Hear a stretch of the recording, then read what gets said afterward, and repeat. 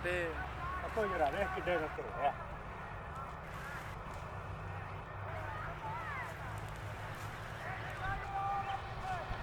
लंबा जाओ का वाला अरे 9 बजे पीछे केड़ा वाली खबर ते आ मैं लम्या इनु इधरों आना है कि अगले बने बाहर अने ने मुंडा यार मुंडा लांदा बकारा ओ फिर अगले बने बाहर तीन नहीं इधर हला की कीता सी मैं क्या ही बड़ी पक्की भी साफ हो गई बस कितना बंदे ने पक्की दी मैं सारे बंदे इधर बैठ गए बकाया इधर आए बकाया कितने ये सारियां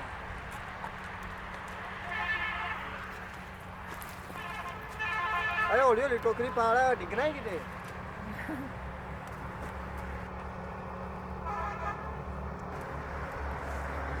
हां पक्की तेन मिट्टी दी कल तू लाता है वड्डी वड्डी आज मैं आप रखी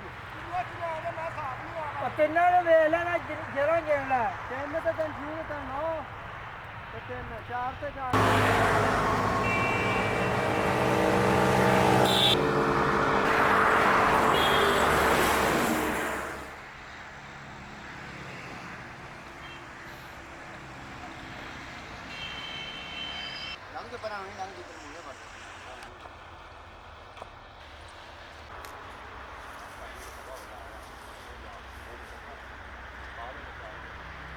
ये सारी मूली की फसल है, मूली उगी हुई है। ये मूली को पहले खेत से उतारा है।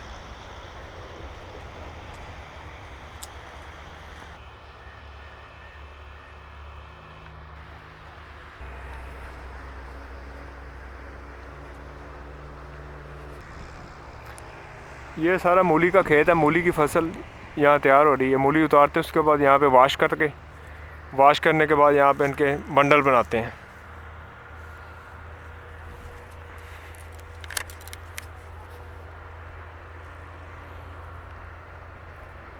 की रेट चल रहा है आजकल?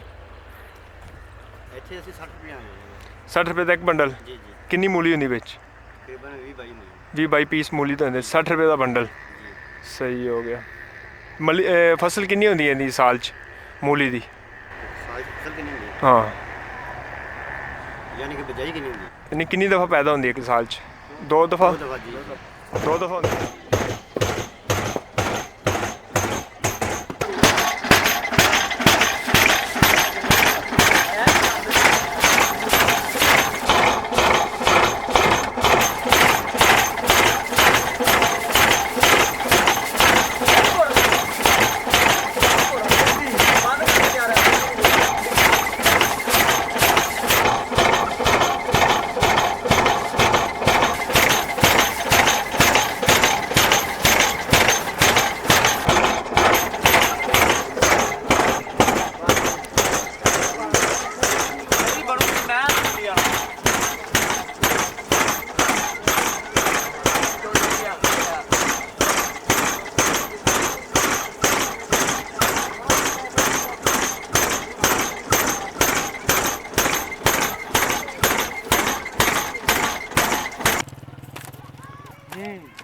मीडिया से आ जाना। हाँ जी देखो जी मजदूर बड़ी मजदूरी जी एक काना ला किन्ने 35 डोरे चुकने पैसे। हाँ जी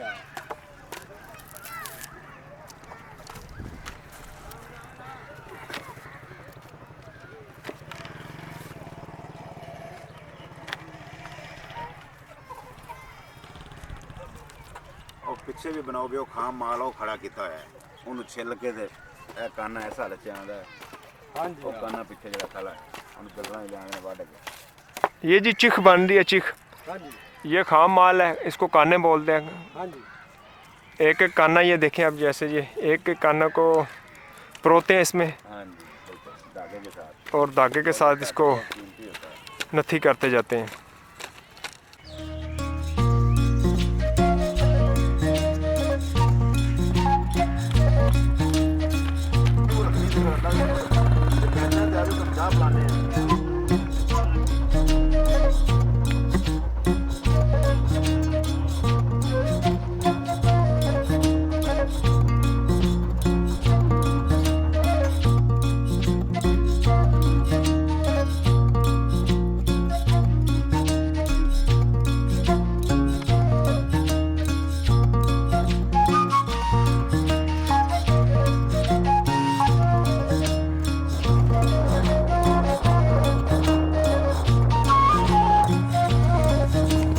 अस्सलाम वालेकुम।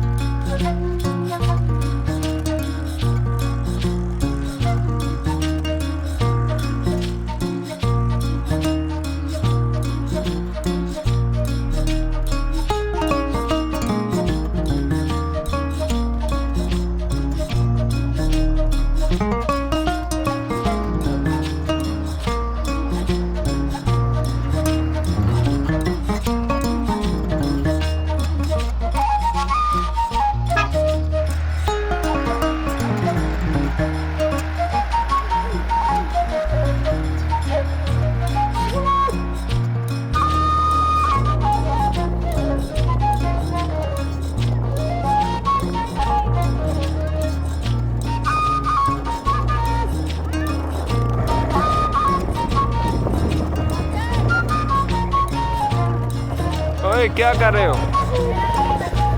किन्ने दा ले ला? किन्ने दा? वीडियो अगर अच्छी लगी हो तो चैनल को सब्सक्राइब बेल आइकन को प्रेस और वीडियो को लाइक जरूर कीजिएगा। कमेंट में राय का इजहार जरूर कीजिएगा।